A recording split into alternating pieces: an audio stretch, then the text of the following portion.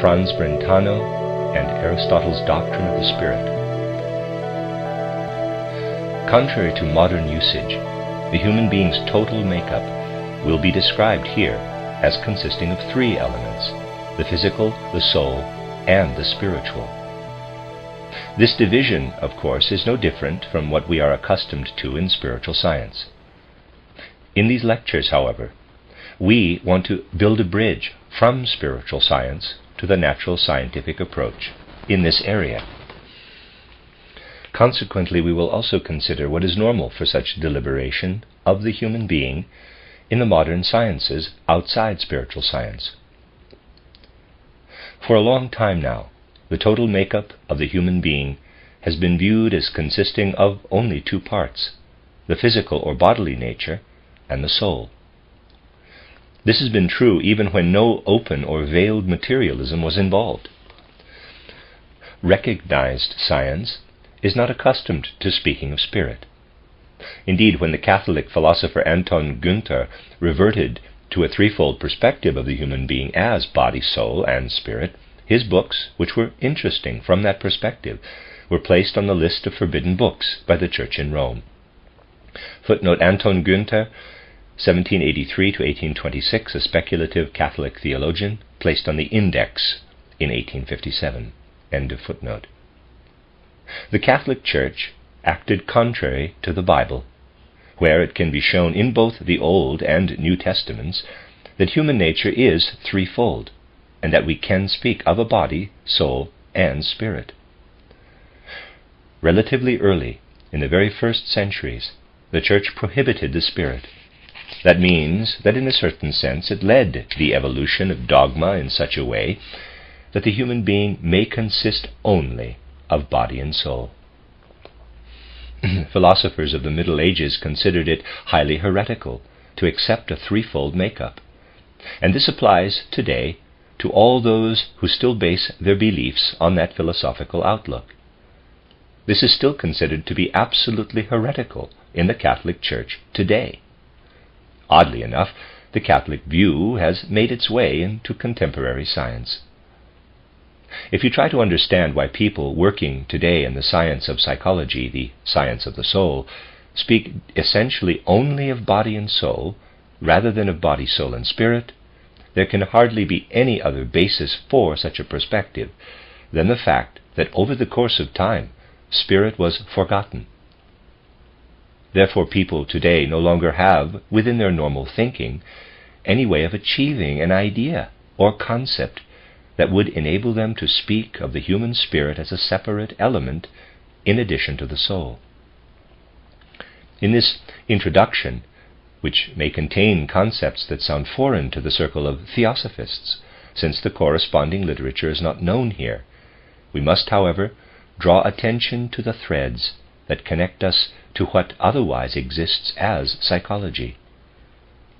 You can see from what I've just said that we can scarcely find any doctrine of the spirit aside from Hegel's philosophy. That hardly deserves such a designation, however, since essentially it is also merely a kind of doctrine of the soul. We covered that area a year ago in what was termed psychosophy. Our time has become strangely accustomed to thinking without any concept of spirit. We can see the extent of this view by looking, by way of introduction, at the work of a psychologist whom we must also consider, from a spiritual scientific perspective, as the most outstanding research psychologist among all those who lack a spiritual scientific orientation. I am referring to Franz Brentano. We see in this most significant psychologist, of whom I spoke in last year's lectures on psychosophy, to what degree it is possible, from a standpoint outside spiritual science, to approach what spiritual science has to say about the soul based on pure science rather than clairvoyance. We can see in this very important psychologist, not oriented toward spiritual science, how the modern thought habits work in preventing people from developing any idea or concept of spirit. Franz Brentano wrote a strange work on psychology, which I referred to last year, or I should say he intended to write it.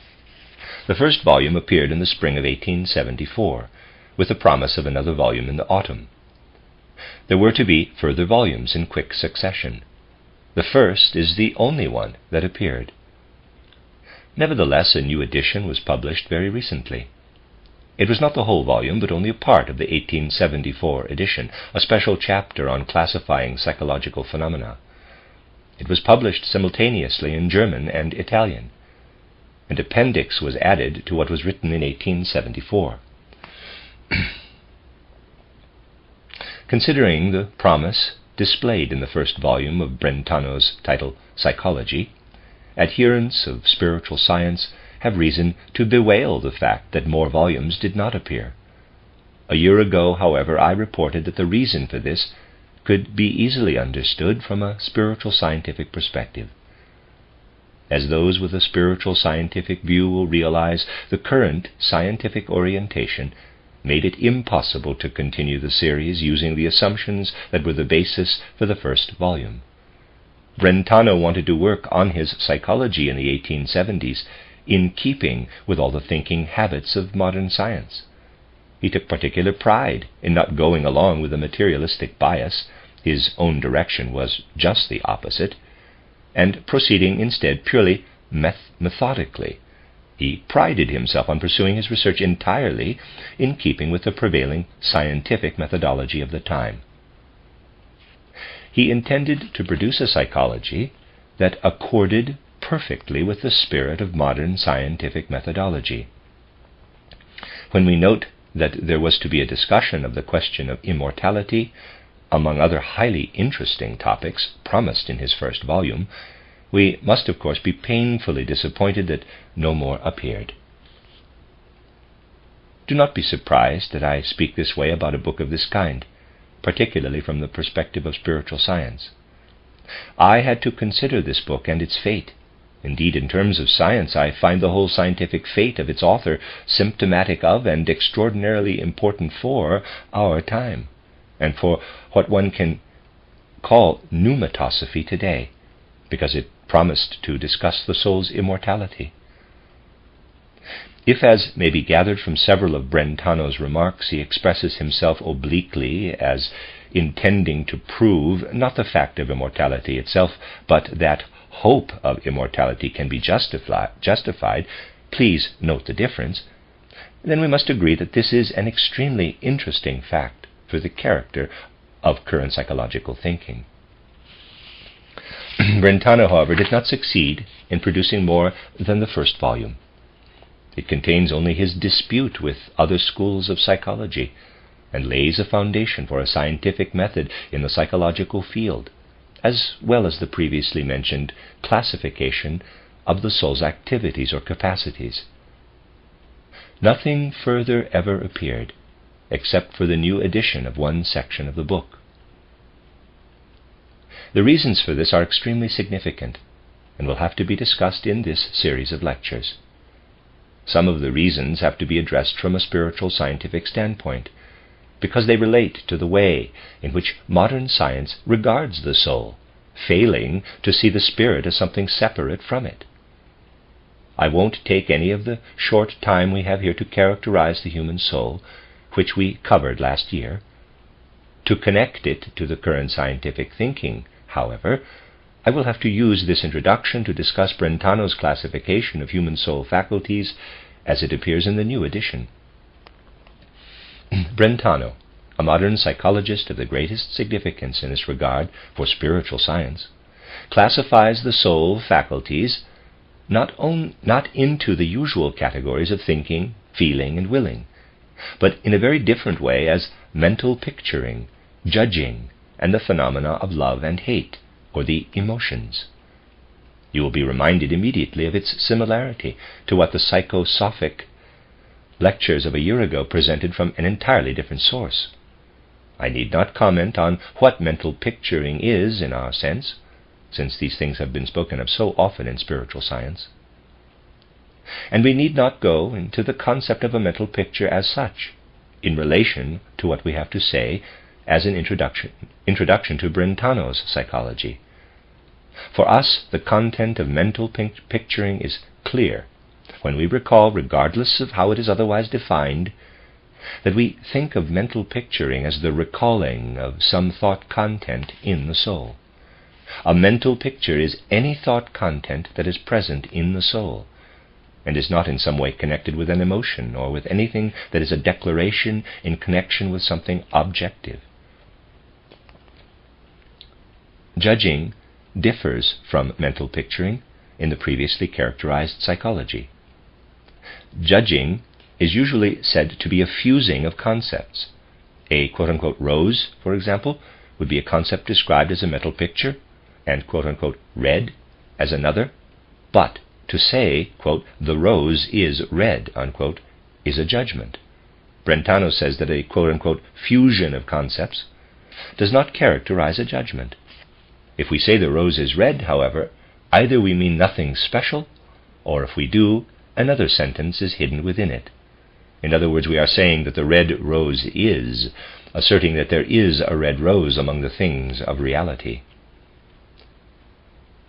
We will have to note Brentano's definition of judging in order to lay a scientific foundation for pneumatosophy.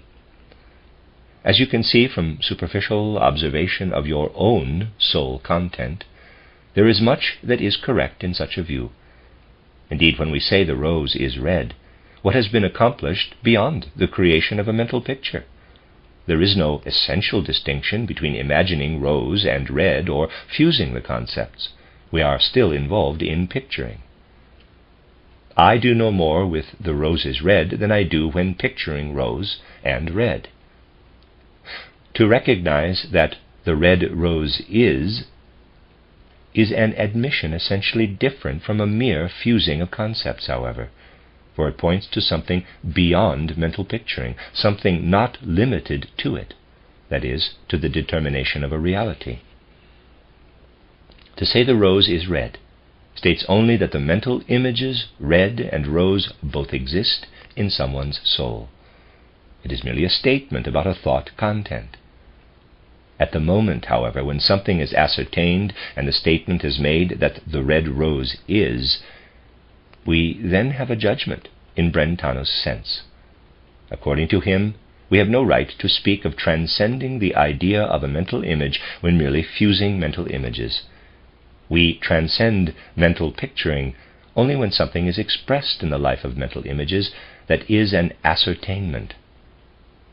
It is not possible here to go into all of Brentano's brilliant reasoning for his distinctions between mental picturing and judging. Brentano then distinguishes a third member of the soul, however, the emotions, or phenomena of love and hate. They too are different from a simple determination. If I say a red rose is, this is not the same as having a feeling about the rose. Feelings are manifestations of the soul belonging to a special class that we may categorize as emotions. Feelings represent not only a determination about the object presented by our mental picturing, but also something about how the soul experiences the subject.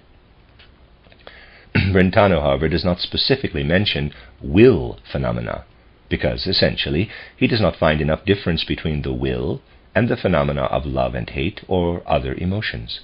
What we love, we will with love, and the will that is connected with an object is also included in our feelings of kindness. In terms of hate, quote, not wanting, unquote, or rejection is also a given. Therefore it seems unjustified to describe will as separate from love and hate in the same way that separating judgments from mere mental images is justified.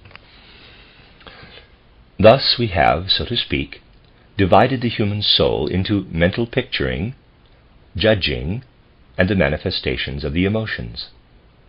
It is extremely interesting that such a keen thinker divided concepts in this way when he set out to lay the foundation for his psychology. As you will perhaps gather from the commentary today and tomorrow, it is because we have a man here who takes seriously the usual disregard for the spirit. Others have always mixed what are in fact spiritual phenomena into the life of the soul. This inclination led to the creation of a strange hybrid, a kind of spirit soul or soul spirit, All kinds of things could be attributed to the spirit soul, characteristics that, for someone working in an orderly way based on the threefold nature of the human being, would have to be ascribed to the spirit rather than the soul. Brentano, however, was truly serious about answering the question of what could actually be discovered in the soul as such.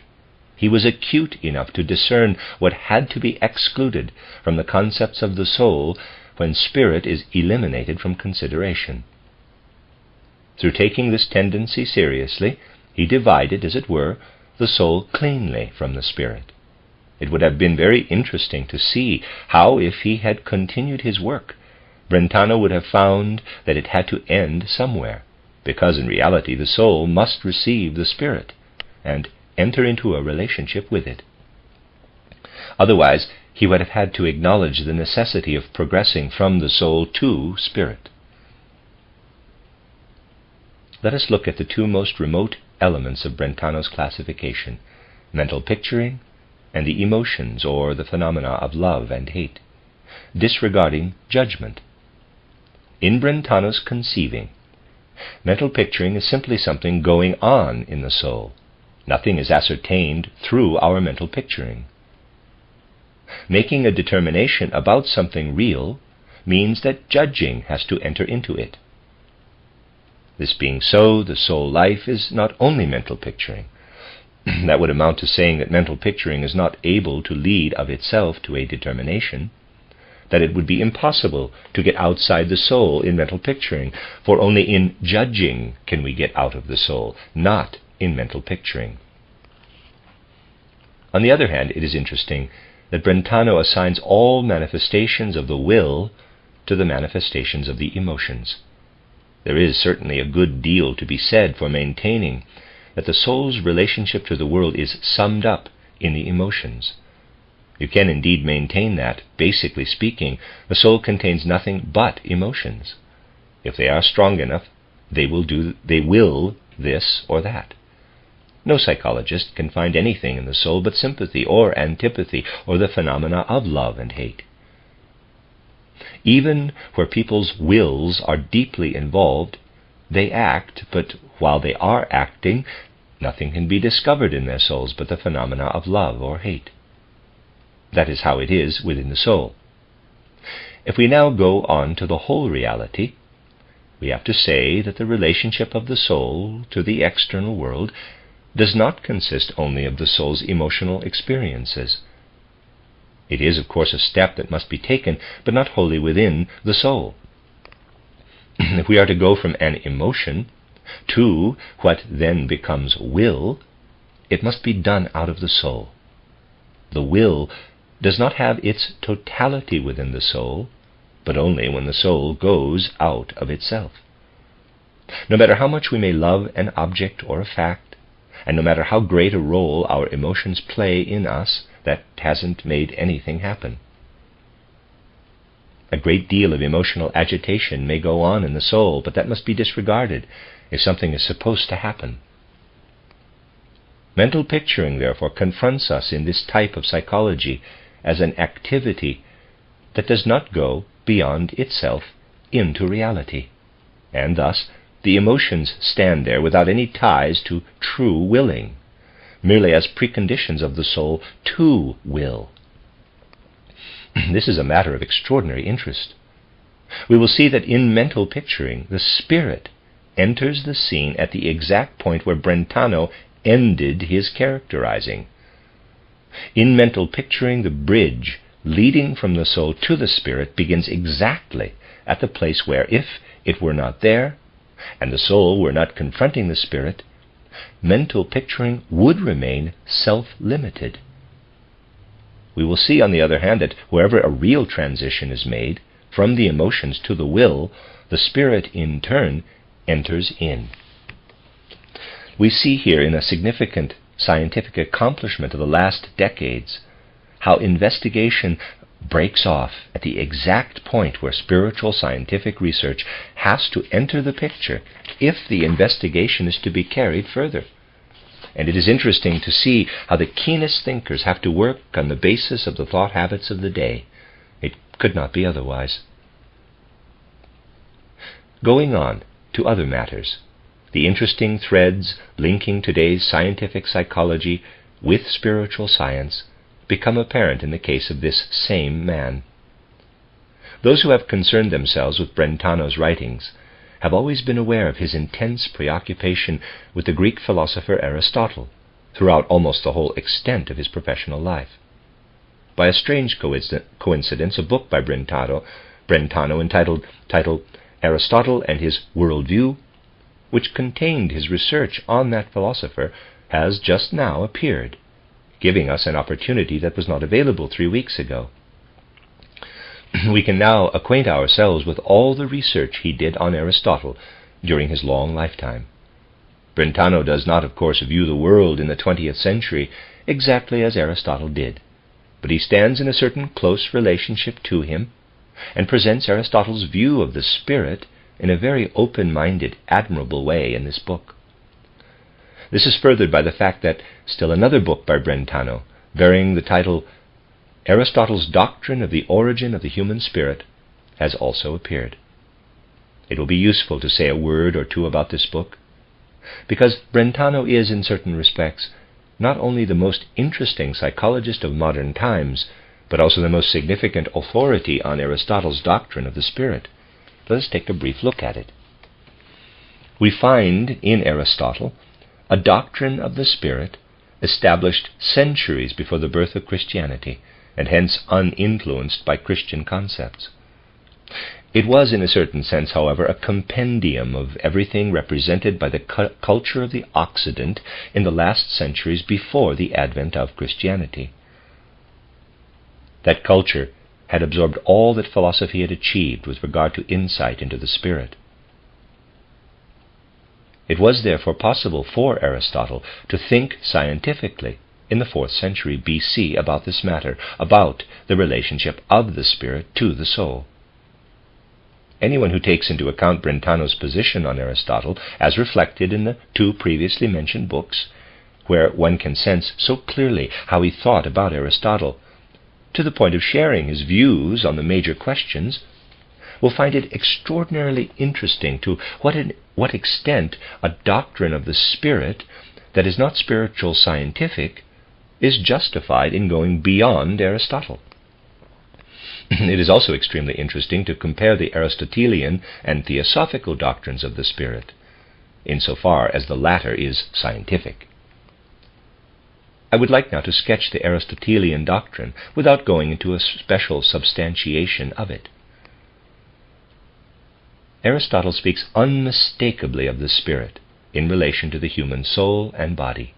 He speaks of the spirit without the slightest trace of materialistic bias, referring to it as something added to the soul and body out of the spiritual world. That is a matter with which Brentano is found in complete agreement, for Brentano, like Aristotle, has to speak of the spirit as an addition to the soul and body if he has no other explanation for it. When human beings are born into existence on the physical plane, what is involved, in Aristotle's sense, is not merely the product of a series of ancestors, though we first encounter inherited attributes of an ancestral line. Aristotle sees these attributes as constituting the soul, making the soul, in his view, ensoul and maintain the body. Both in his view and in that of Brentano, however, this inherited body-soul complex is not the human essence in its entirety. The spirit also has to be included. Speaking in Aristotle's sense, we would therefore have to say that when we are born onto the physical plane, the inherited body-soul complex is united with the spirit. What, according to Aristotle, is the spirit's origin? Aristotle held that our spirits simply did not exist before our birth into the physical world. He held that they appear with every birth on the physical plane as a new creation out of the spiritual world, as a divine creation added to what is inherited from the parents. Brentano states clearly in his book on Aristotle that we embark on physical existence as products of the creative cooperation of our parents and God. He means that the physical body and the soul element are inherited from father and mother, and after a certain lapse of time following conception, God adds the human spirit to the complex. It is interesting to see how Aristotle, who assumes that God adds the human spirit to the soul element by a true act of creation, thinks about immortality.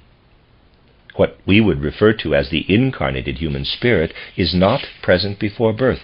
God creates it. For both Aristotle and Brentano, however, it does not follow that the spirit ceases to exist at the death of the body-soul complex. The spirit, thus newly created, continues on after death, in spite of having been created for this specific human being, and passes through the gates of death into a supersensible world, in the same sense that our own use of that term conveys.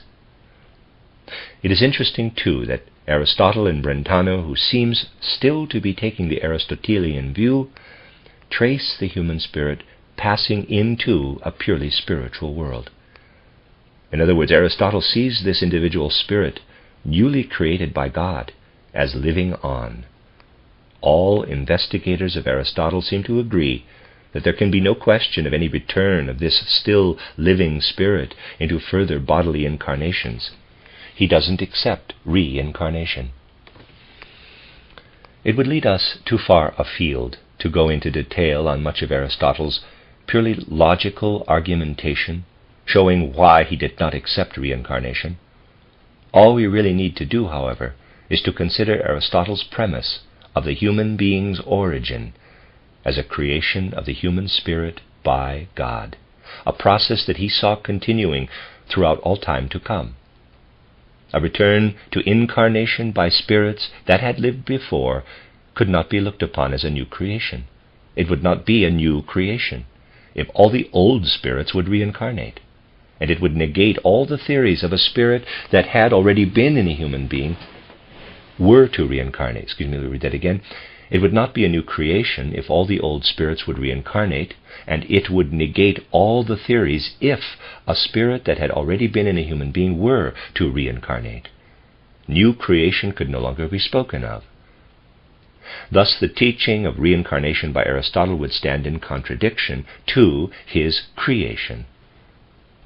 It is a very strange thing, as Brentano's commentary on Aristotle shows, that Aristotle had no other conception of the life of the human spirit after death than that the spirit was actually in a more or less theoretical situation. Any activity that Aristotle can describe presupposes a physical world and a physical body. In his view, the spirit, and this includes the everlasting Spirit of God, is engaged in merely theoretical or contemplative activity. This means that there was scarcely room in his conceiving for anything more characteristic of the life of the human spirit after death than contemplation of its life from birth to death, looking down of the soul on that life from the spiritual world.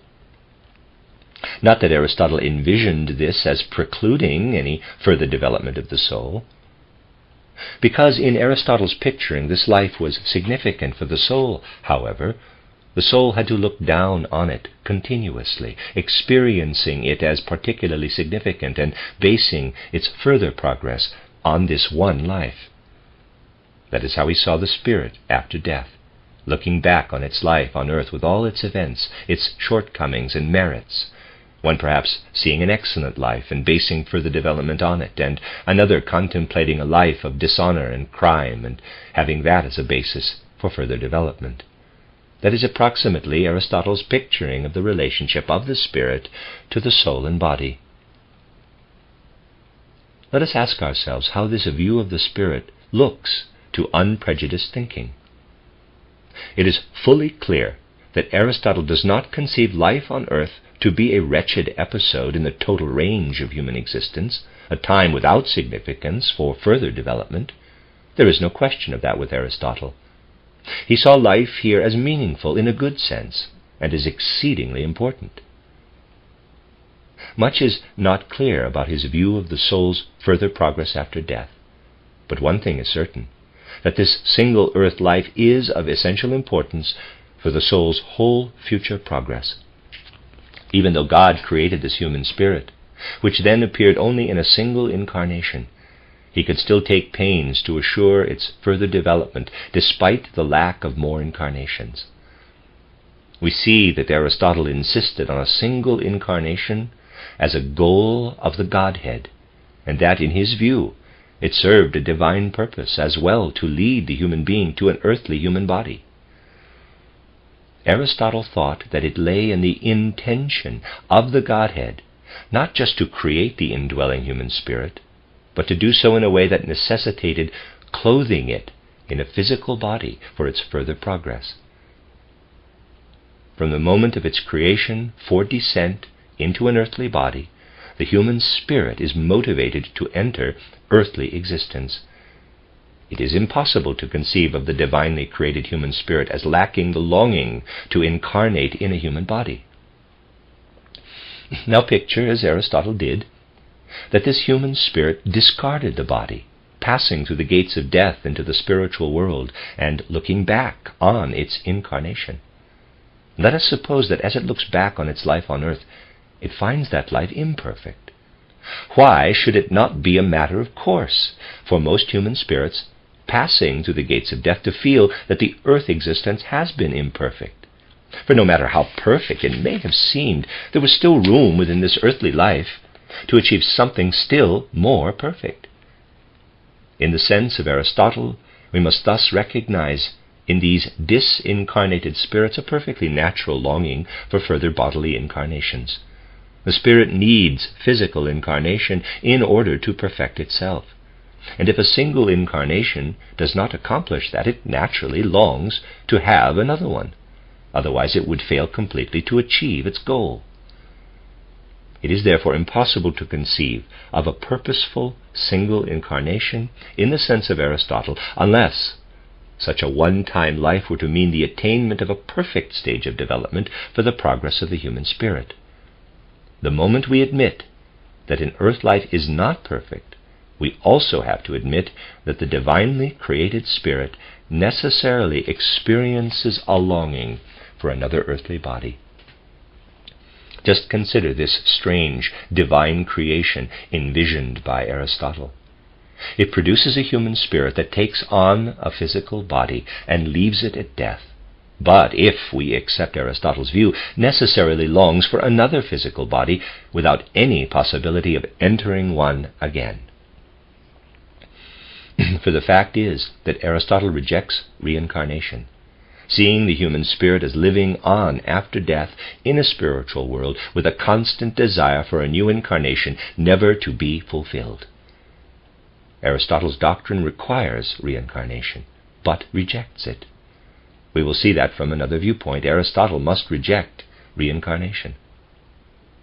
We confront here a doctrine of the spirit that is by no means materialistic, one that might even be thought of as the West's most intelligent such doctrine still known today, excluding that of spiritual science. You read Brentano and sense how unequivocally he agrees with Aristotle that God, together with a father and a mother, brings forth a spirit for the body-soul element, and that this divinely created spirit passes at death into a spiritual world. The God who, according to this assumption, creates the spirit allows it only one incarnation, however, and endows it with an ongoing longing to live that life in a way that permits the spirit really to accomplish its task.